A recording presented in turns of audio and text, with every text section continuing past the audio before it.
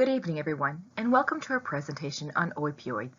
It's truly a pleasure to be able to inform you on the topic of opioids, given the importance of this subject. A similar presentation was given to our students this month in grades 9 through 12. Knowing that the topic has been discussed at school, you can use this presentation as a starting point for a productive discussion on the topic with your teenager. Before we begin, we want to acknowledge the history of the traditional territory in which the Providence Catholic School Board serves its students. We respectfully acknowledge that when Europeans arrived, Aboriginal peoples were already on these lands. We want to recognize these people who have used this land for thousands of years and their descendants. Enjoy the presentation.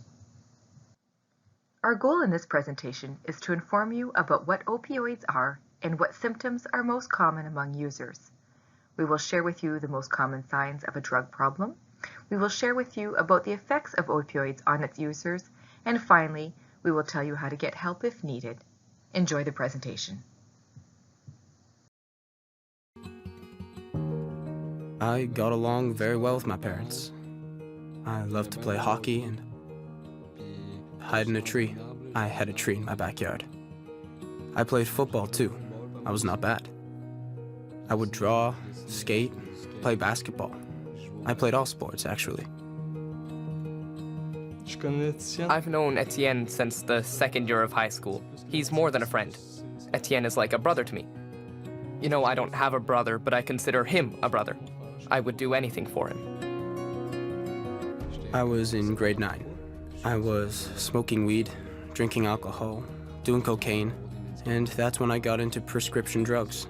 I was trying to get them as often as I could because I really liked them. Finally, I got caught. I felt like I was 100% losing control.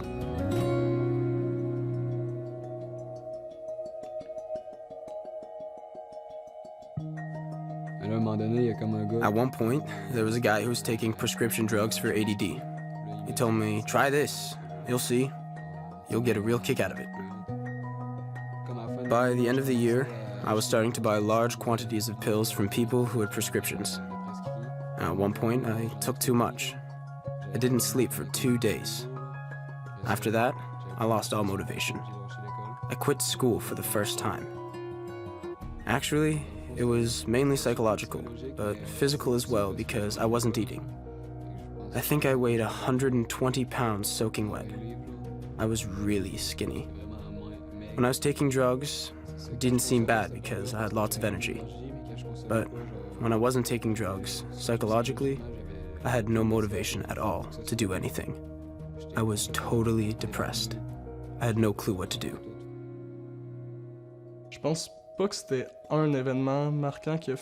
I don't think it was one significant event that made him decide to stop. In fact, it was a sequence of events that led to a kind of overdose of everything he'd been taking up to this point. I called my mother and told her, "Mom, I don't really understand what is going on with me. I am hallucinating. I have no clue what is going on. I want to go to the hospital." So I went to the hospital, and there, they recommended I go into therapy. The way it works in therapy is that you find yourself in a place with many people just like you, with an addiction problem. You help each other, and you develop ties, and you kind of relearn how to be happy without drugs and find love. Deep down, love and self-confidence. So, I went through an important personal journey in relation to self-esteem and to the importance I had in life. In my life, and in other people's lives, and in becoming capable of finding my place. I went back to Cégep, and this is the first time that I'm completing my session and passing all my courses. It is going very well. Well, I play music in a band, and we are recording an album, and we'll do some shows this summer. I'm actually finding myself in a new place filled with happiness and colors. Before, everything was cloudy in his mind, I would say. It was difficult for me to understand. Sometimes, even for him, he must have been quite lost. But now he's clean. I'm proud of him, that's for sure. Get the facts and talk with your kids about prescription drug abuse. Visit canada.ca/drug prevention.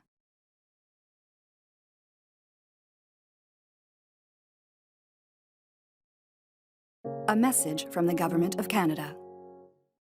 What are opioids? Opioids are drugs with pain-relieving properties that are used primarily to relieve pain. Opioids can also cause a feeling of euphoria, a high, which makes them the most likely to be used inappropriately. Opioid medications can be prescribed in different forms. Codeine, a drug typically used to relieve coughs. Fentanyl, which is most commonly used in a hospital setting to relieve severe pain. We'll discuss this one later on in the presentation. Morphine, a drug that acts on the brain to increase pain tolerance. Oxycodone, it's an anesthetic found in several prescription medications. Hydromorphone, which is a drug typically used to relieve post-operative pain. And medical heroin, which is used to treat problematic opioid users under medical supervision. Opioids, of course, can unfortunately also be obtained illegally quite easily. I never thought drugs would impact someone close to me. That people would judge and make her feel invisible. That he'd be ashamed to talk about his opioid use. He felt like he couldn't ask for help, even though he was my husband. Our daughter. My best friend. Canadians are dying of overdoses every day. Stigma is making it harder for people to get help. Addiction is a treatable medical condition, not a choice. Help end the stigma. A message from the Government of Canada. What are prescription opioids? Prescription opioids can be very effective in relieving severe pain when used properly. There are two types. There's over-the-counter, which include medications with codeine, such as Tylenol 1 or cough syrups.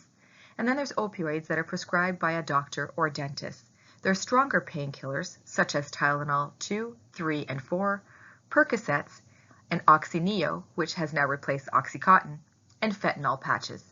Unfortunately, there are some of the most commonly misused substances among Ontario youth.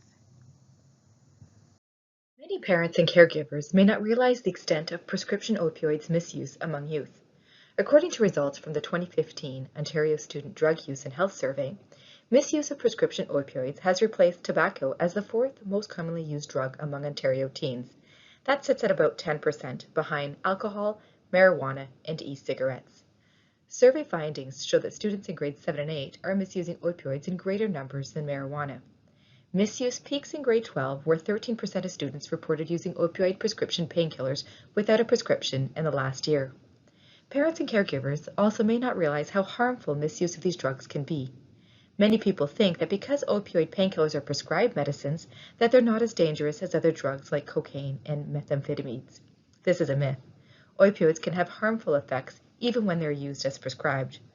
When they are used without medical supervision or combined with alcohol and other drugs, the harmful effects can increase and can be life-threatening. Fentanyl is a powerful prescription medication. It's 100 times stronger than morphine. It's usually prescribed for severe pain, such as those experiencing cancer. It's manufactured under strict guidelines and should only be used under medical supervision. Sometimes prescribed fentanyl patches are sold on the illegal drug market and accessed by young people. Fentanyl can also be produced illegally here or even smuggled into Canada from other regions. The use of illegally produced fentanyl is particularly risky because it's impossible to know the strength and composition of this drug. Even very small doses of fentanyl, as little as 2 grains of salt, can be lethal. In addition, illegally produced fentanyl can be found in counterfeit prescription pills and cut into other drugs, including those sold as heroin, cocaine, and ecstasy. For these reasons, a person may not even know that they're using fentanyl, and they're made to look like opioid prescription pain relievers. It does not have a color, taste, or smell, making it very difficult to detect. What are some short-term effects of opioids? Well, there's drowsiness, constipation, impotence, nausea and vomiting, euphoria, of course that feeling of a high, difficulty breathing, which can lead or worsen to sleep apnea, headaches, dizziness and confusion, which can lead to falls and fractures. As for long-term effects, there's the increase in tolerance, meaning the more we use, the more we want or we need to have the effect, which increases organ side effects, a substance use disorder or addiction, liver damage, infertility, especially in women, the worsening of pain, and this means that opioids have the opposite effect of what they're intended to do, And of course, there's the potential of the fatal withdrawal symptoms, especially in infants whose mothers took opioids. You're probably wondering how young people get their hands on prescription opioids. Unfortunately, it's very easy for people to get their hands on these prescription drugs. Often parents are too trusting of family members. Most youth reported that they got their opioids from home. 59% of teens who reported using opioids said they took them from someone in their household, parent, sibling, or other. And let's not forget that visitors to our home can rummage around and fill their pockets with whatever they find in our medicine cabinets. This is why it's important to keep all your prescription medications in a safe place, away from the reach of anyone. As mentioned earlier, when a young person obtains drugs from friends or on the street, they may not be aware that they're using fentanyl, and it can be inserted into counterfeit pills or other drugs. How do I recognize the signs of a problem? Well, there's mood changes, irritability, depression, or agitation, personality changes, dropping of grades or failing classes, a lack of interest in school or other activities, changes in energy, sleep, or appetite, changes in friends or hangout locations, a secretiveness develops, borrowing money or having extra cash, and as parents, we need to be good observers. Sometimes the signs are very subtle. How can I help prevent problems? First and foremost, keep opioids and all other drugs in a safe and secure place, and if possible, locked in a security box or cabinet. When you're taking prescription opioids for a medical concern, keep track of the number of pills in a container. If the number of pills doesn't match your normal use or you need to refill your prescription sooner than you expected, someone else may be taking your medication. Model safe and appropriate use of medication and other legal substances that you use, such as alcohol. Also, follow the directions on the label as prescribed medication. Call your healthcare provider if you have questions, and never share your medication. At least once a year, clean out your medicine cabinet and bring the leftovers or old medications to your local pharmacist for safe disposal. Do not flush medications or throw them in the garbage. And spread the word. Ask your friends and family to put these tips into action in their homes and share this information with others. Every day in Canada, 12 people die from an opioid overdose. Opioids prescribed for pain, such as oxycodone and fentanyl, can lead to overdose and death if used improperly. Thousands of Canadians are dying from street drugs laced with fentanyl. It takes only a few grains to kill. The Government of Canada is taking action. Together we can change lives. Get the facts at canada.ca/opioids. A message from the Government of Canada. There are a few other ways to help prevent problems. Here are a few suggestions. Create opportunities for your children to talk to you about their feelings and experiences. Start early with your child and maintain that connection with your teen even as they're gaining independence. Let them know you're there for them when they need to talk. Create the opportunity for open and clear communication about medication and drug use. Considering using the youth info sheet about opioids and fentanyl as a tool for discussing these drugs and their effects and risks. Ensure that family members know to call 911 if an overdose is suspected. Negotiate clear rules with your teen about the appropriate use of prescription opioids for medical purposes. For example, never take prescription opioids with alcohol or other medication, and never share medication that is prescribed to you with others. And if you or your teen needs pain relief, talk to your healthcare provider about trying alternative opioids first. Ibuprofen and acetaminophen are some of the most popular.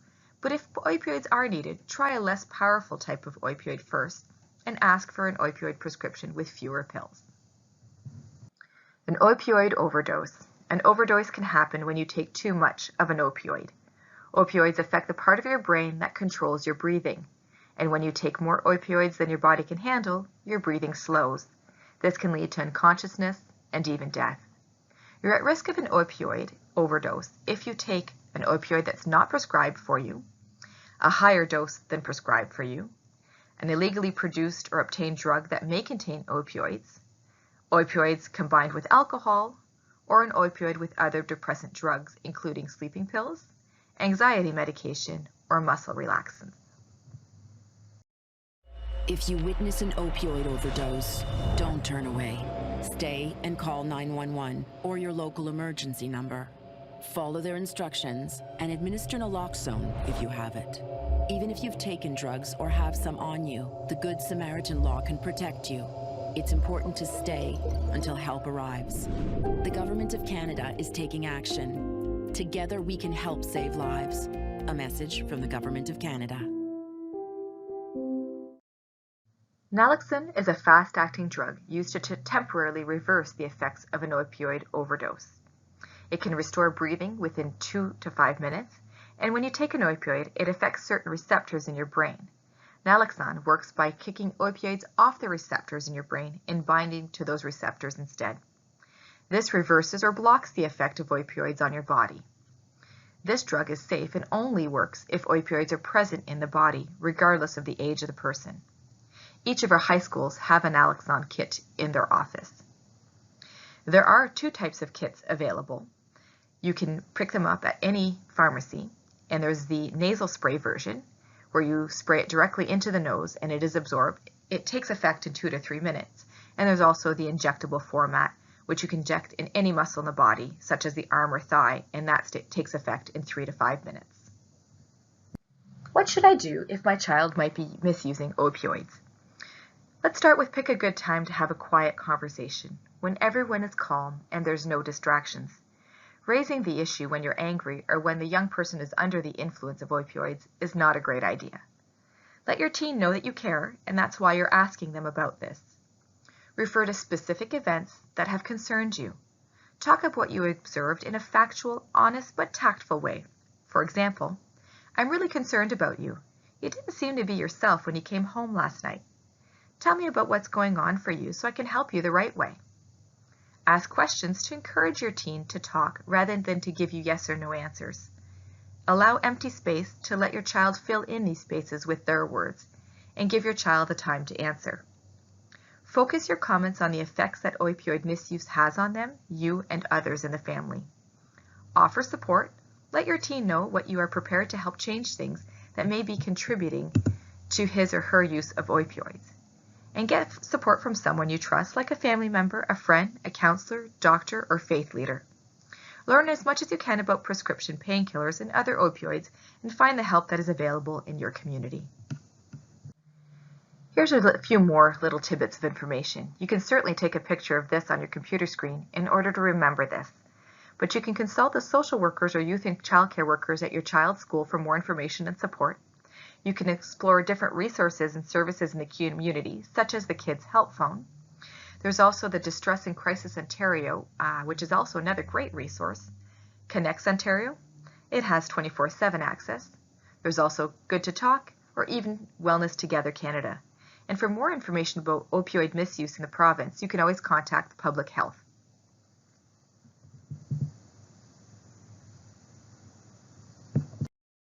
My name is Leslie McBain, and I am an advocate for drug policy change in the direction of harm reduction. When my son Jordan was about 14 years old, he and his pals were smoking pot, drinking, partying. It was always partying. It grew rather than diminished over the next few years, and by high school, I could see that he was having a problem with pot and probably cocaine, although I was guessing at that point. When he was 23, he had a back injury on a job, and he went to our family doctor, and the doctor prescribed OxyContin for him. It didn't take very long for him to become totally addicted to Oxy. It's the stereotypical idea of somebody who needs the drugs. He lied, he stole, he denied that he had a problem, until it was so critical that he came to us, his father and I, and said, I need to go to detox. I need to fix this. He seemed, after about 2 months, he seemed like he had, that he was clean and that he had beaten this thing. But that wasn't the case. And one day I'm not sure because I wasn't with him, but what it looks like happened is he couldn't find enough Oxy, or he couldn't afford it. He had doctor shopped and he got several opioids, and just the cocktail that he mixed for himself, basically, of these drugs to help him not withdraw, killed him, stopped his heart. I think all parents need to know that in every single high school in this country, there are there is the potential for obtaining drugs. If a parent is judgmental, if a parent is angry, the child will close down. It's just the way it is. That's life. So the conversation has to be a calm and measured conversation with facts and no blame, no shame, no stigmatizing, no threats. It has to be the straight talk on what can happen. What I have here is a naloxone kit. Naloxone is the antidote to an opioid overdose. It should be carried by anyone who is either living with someone who is taking drugs or is in the area where people are taking opioid drugs. Anyone who is using the drugs should get one of these. It's really important in saving lives.